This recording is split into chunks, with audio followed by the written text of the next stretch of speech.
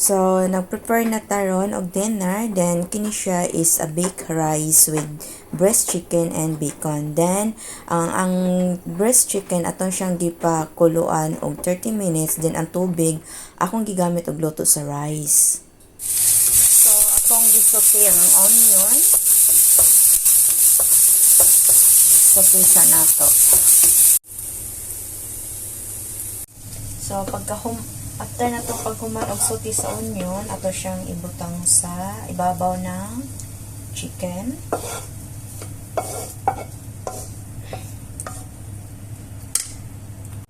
So, nalagay na yung onion sa ibabaw ng chicken. Lagyan natin ng mayonnaise.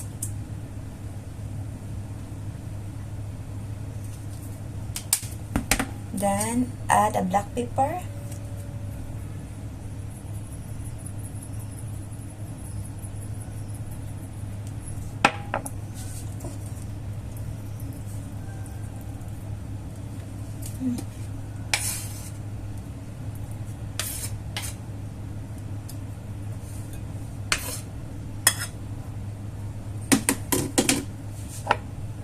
Add bacon.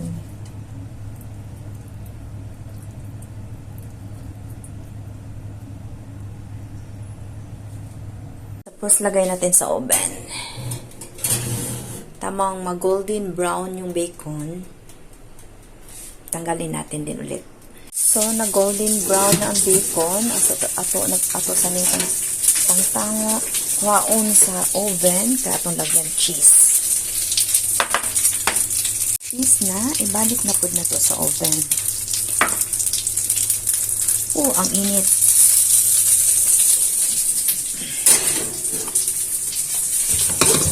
So, this is it. Ready to serve. Thank you for watching. Yummy.